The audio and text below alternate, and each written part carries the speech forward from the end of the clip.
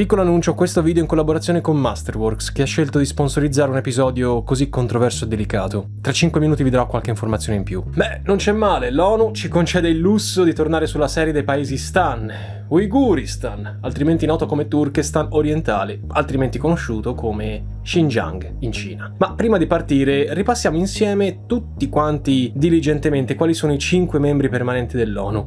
Fermate il video e scrivetelo senza spulciare l'internetto. Piccola anticipazione, non è la Somalia. Dunque, abbiamo Stati Uniti, Regno Unito, Francia, Russia e Cina. Queste sono le 5 nazioni da cui oggi dipendono le decisioni che sconquassano questo mondo terrificante. Come sempre è giusto precisare, tutto quello che dirò in questo video è stato estratto dal report dell'ONU, rinvenibili nei loro archivi, non sono frutto assolutamente delle mie fantasie o di posizioni socio-schizopolitiche, perché il negazionismo non manca neanche qui. Allora, giorni fa l'ONU ha rilasciato questo report tanto dibattuto dal titolo Valutazione dei problemi relativi ai diritti umani nello Xinjiang. Il report non ha fatto felice il governo cinese, che poco dopo la sua pubblicazione ha definito l'investigazione come un guazzabuglio di disinformazione che l'ONU avrebbe utilizzato come arma politica dell'Occidente per contenere la Cina e difendere l'estremismo e il separatismo uiguro. Ok, ma se l'ONU fa disinformazione contro la Cina, perché la Cina sceglie di restare nell'ONU?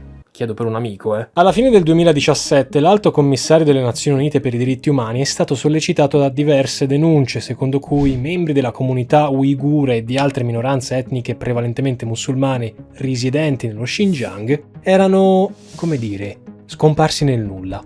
Tortura, schiavitù, detenzione arbitraria e discriminazioni costituiscono tutti un crimine contro l'umanità e, afferma l'ONU, qualora venissero confermate queste accuse, mosse a carico del governo cinese, ci sarebbero degli estremi per confermare la presenza di crimini contro l'umanità. L'ONU stessa, ancora una volta, ha ricordato a Pechino la necessità di ratificare, forse se ne sono scordati, la Convenzione internazionale sui diritti civili e politici del 1966. Legandolo allo strano aumento delle sparizioni, il report parla di campi di rieducazione. Diciamo che non è un segreto di Pulcinella, la stessa Pechino ne ha confermato l'esistenza e l'attuale smantellamento, definendoli però in un altro modo. Centri di formazione professionale per individui che hanno commesso reati minori. Il governo cinese ha presentato questi centri come parte di una strategia ben precisa: prevenire e contrastare il terrorismo e l'estremismo nello Xinjiang e al tempo stesso contribuire alla creazione di posti di lavoro, riducendo la povertà nella regione. Ricordiamo che abbattere la povertà è da sempre un cavallo di battaglia di Xi Jinping. Il governo ha persino sviluppato un'app finanziata a passare al setaccio la povertà. Questa qui. L'applicazione contiene informazioni personali estremamente dettagliate sullo stato di occupazione, in alcuni casi di internamento, di ogni singolo cittadino adulto nello Xinjiang. A testimonianza dello sforzo di setacciare la povertà, sul web si trovano molto spesso foto di braccianti, chiamiamoli così, inviati al lavoro nelle fabbriche tessili dopo aver seguito corsi di formazione non ben definiti. Perché tessili? Perché siamo al Macrolotto a Prato. Volevate la vera risposta, vero? Perché siamo nello Xinjiang. Dovete sapere infatti che la regione autonoma uigura dello Xinjiang, dal 1949 parte integrante della Repubblica Popolare Cinese, è la più grande tra le regioni della Cina. Copre circa 1/6 del suo intero territorio e, sebbene scarsamente popolata, ospita una popolazione di più di 25 milioni di abitanti. Come possiamo vedere dalla mappa, lo Xinjiang confina con 8 nazioni differenti. La regione è un crocevia dell'Asia centrale, questo fin dai tempi dell'antica Via della Seta. Carbone, gas, petrolio, litio, zinco, piombo e cotone sono le sue risorse principali. Qualcuno di voi si ricorderà delle critiche mosse tempo fa alle aziende occidentali che acquistavano cotone nello Xinjiang, incentivando così la manovalanza a costi infimi o praticamente inesistenti. Ebbene, secondo i dati ufficiali, lo Xinjiang produrrebbe ben l'85% del cotone cinese, nel 2019 un quinto del cotone mondiale. Consapevoli di questa preziosa risorsa, le autorità negli anni passati hanno imposto delle quote obbligatorie per trasferire forza lavoro nella regione, così da sfruttare l'espansione del mercato cotoniero. L'obiettivo sarebbe quello di allocare 1 milione di lavoratori in più nel settore tessile, con più di 650.000 persone provenienti proprio dalle regioni a maggioranza uigura. Questa pagina governativa, poi rimossa dallo stesso governo ma rintracciabile in archivi web che funzionano da macchine del tempo, confermava la pianificazione delle quote. Lo Xinjiang è diventato uno degli snodi fondamentali del commercio di merci tra Europa, Russia, Asia centrale e la stessa Cina, proprio grazie al sistema di treni cargo chiamato China Europe Railway Express, e sarà sempre di più una regione cardine per Pechino. Dal petrolio al gas fino ai minerali capiamo bene quindi che lo Xinjiang è pieno di risorse e di materie prime che oggi farebbero gola a molti. Investire in queste risorse oggi è allettante, nonostante appunto lo sfruttamento umano che possono nascondere. Sappiamo che in momenti storici come questo smettere di investire non è comunque una buona idea, nonostante recessione e quant'altro. Forse vi metterà l'anima e il portafoglio in pace sapere che non siete necessariamente obbligati a investire in materie prime altamente fluttuanti e legate allo sfruttamento dell'ambiente e degli esseri umani, ma che esistono anche altri tipi di beni su cui puntare. Molti fondi suggeriscono asset alternativi e gli immobili e l'arte contemporanea sono oggi un vero e proprio nuovo mercato dell'oro. L'arte contemporanea in particolare ha una sua peculiarità. Il suo valore è slegato da tutto il resto. E se conoscete le quotazioni delle opere di Banksy, potete essere certi che si tratta di un mercato redditizio per chi sa come muoversi.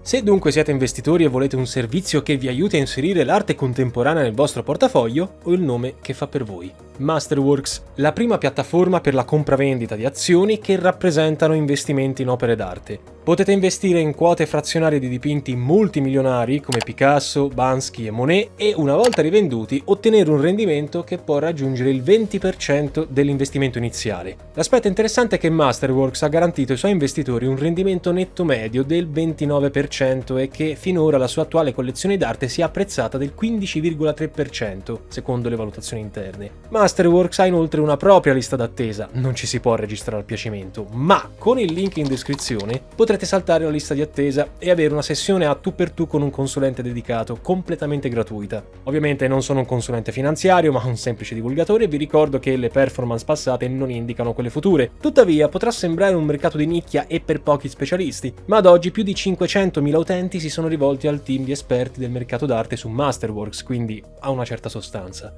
Per chi fosse interessato trova tutte le informazioni necessarie nel link in descrizione. Un grazie a Masterworks che ha deciso di sponsorizzare questo video dedicato. Dopotutto sono esperti d'arte e con oggetti delicati hanno a che fare tutti i giorni. Ma torniamo allo Xinjiang e al suo popolo, gli Uiguri.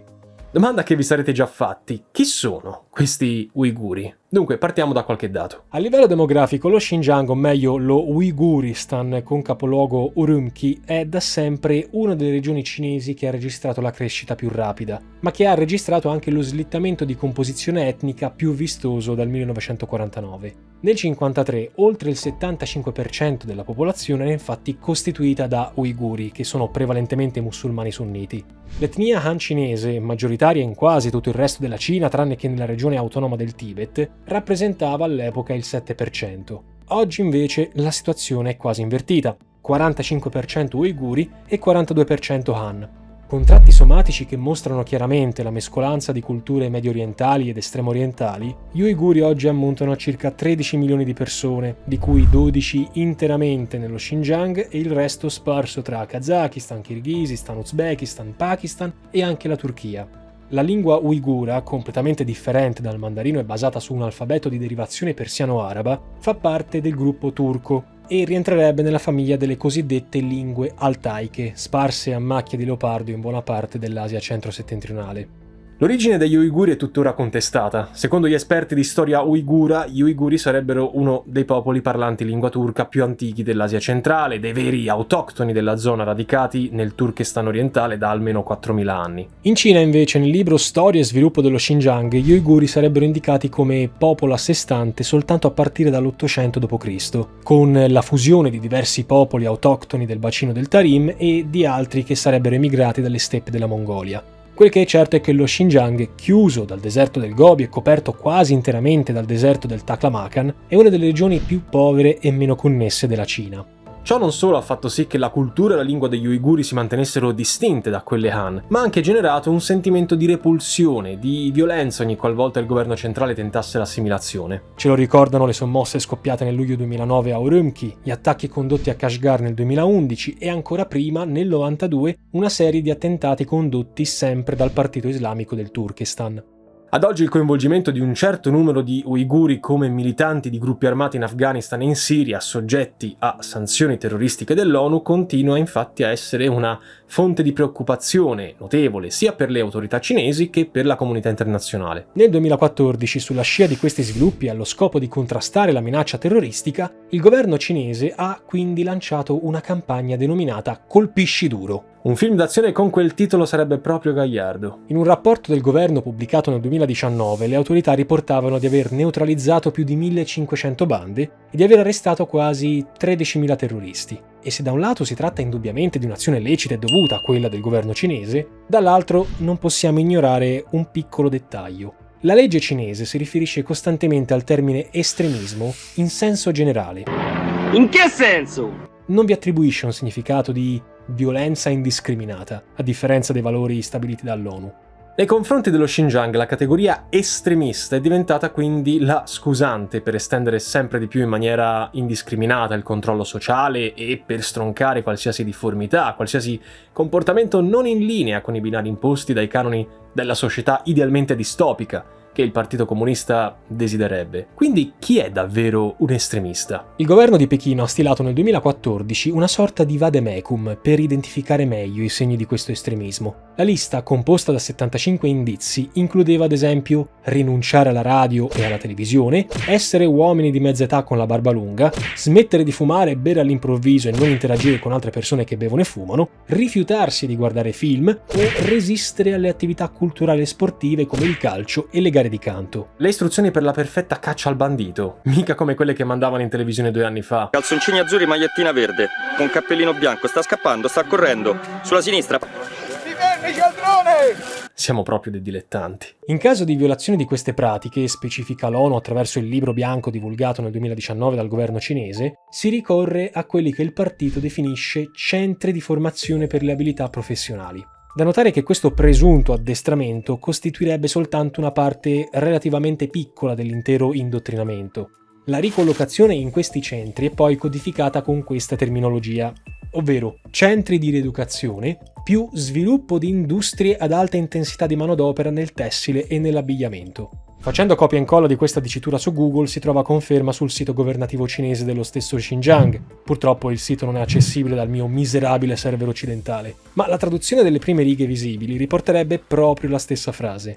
In questo sistema di addestramento, il Partito Comunista Cinese parla di apprendisti, di tirocinanti, che dovrebbero sviluppare un comportamento standardizzato, un codice di condotta. Tradotto, bisogna farli calmare e obbedire come dei robot. In tutto ciò vi è una filosofia di fondo, e cioè che con l'educazione e la gratitudine al partito si rafforzerebbe la resistenza dei lavoratori contro il pensiero religioso estremista. I documenti attualmente di dominio pubblico descrivono nei dettagli una banca dati della polizia che contiene centinaia di migliaia di fascicoli, molti dei quali denotano una diffusa sorveglianza nei confronti della popolazione etnico-linguistica uigura nello Xinjiang. Su Meipian, WeChat e altri social media, le testimonianze di agenti di polizia cinesi in missione nello Xinjiang ormai si contano a centinaia. Questi centri di formazione sulla carta hanno un duplice scopo: deradicalizzare e rieducare, in base al fatto se si tratta di crimini seri oppure minori, anche se ancora oggi non è ben chiaro cosa distingua un reato serio da uno minore. Inoltre, i poteri speciali antiterrorismo concessi alle forze di polizia nello Xinjiang fanno sì che una persona possa essere detenuta per un massimo di 37 giorni prima di un controllo formale e di una decisione che ne giustifichi l'arresto. Le implicazioni del caso le lascio a voi. Il governo cinese ha più volte affermato che l'istruzione e la formazione non sarebbero misure che limitano o circoscrivono la libertà della persona, e che anzi i centri sono in realtà delle semplici scuole. Tuttavia, secondo il diritto internazionale, che si tratti di scuole, asili o parchi divertimento, quando una persona viene trattenuta senza il suo libero consenso, si parlerebbe di privazione della libertà. In tutta risposta, i media di Stato cinesi hanno sparso sul web video promozionali di questi centri di detenzione, mostrando quanto gli intervistati abbiano accolto con favore i campi di rieducazione, campi che, a loro dire, li avrebbero aiutati, e qui si cita, a non essere attratti dall'estremismo. Stupido sexy estremismo. Che sia effettivamente così non lo so, ma io, sapete, sono dubbioso di tutto e di tutti per natura, pure di me stesso. Questo sistema di controllo capillare di obbedienza preventiva lo ritroviamo in una lista, la cosiddetta lista Caracas, un documento di dominio pubblico del governo cinese che contiene informazioni su più di 300 persone e sulle motivazioni della loro detenzione. Tra i possibili motivi ci sono l'avere troppi figli, essere nati in anni specifici, essere ex detenuti, indossare un velo, portare la barba, aver richiesto un passaporto senza poi lasciare il paese, aver scaricato WhatsApp, aver guardato un video di Nova Alexio e così via. Uno tra i detenuti, nel report ONU, affermerebbe: nel centro di detenzione ero senza un avvocato e mi è stato chiesto di confessare i miei crimini, pur non sapendo quali fossero questi crimini. Il governo cinese non ha mai rilasciato dati ufficiali sul numero di persone sottoposte a rieducazione, ma nel 2018 le stime della Commissione ONU parlavano di un minimo di migliaia di persone fino a raggiungere addirittura il 1.000.000. In una dichiarazione dell'aprile 2021, il governo cinese ha confermato che quasi un terzo delle 10.708 voci presenti nello Xinjiang Data Project, piattaforma gestita dai familiari che sono in cerca di informazioni dei loro cari dispersi, si riferirebbero proprio ai detenuti nei centri di rieducazione. La costruzione però e l'espansione delle stesse strutture di detenzione, specialmente dopo il 2019, visibile anche con immagini satellitari su Google Earth, sembrano suggerire la necessità di volersi allargare un pochino per includere un maggior numero di internati. Le ipotesi, veicolate anche da video reperibili tranquillamente online, come questo bel documentario di Le Monde, mettono in luce dei campi di lavoro dove effettivamente la filosofia di vita sembra essere: lavori per il governo, ti rieduchiamo con il nostro sfruttamento, ti ripulisci lo spirito e allontani l'estremismo. A titolo esemplificativo, il centro di detenzione numero 3 di Urumqi a Dabancheng, come possiamo vedere, è aumentato considerevolmente di dimensioni dal 2018 al 2020.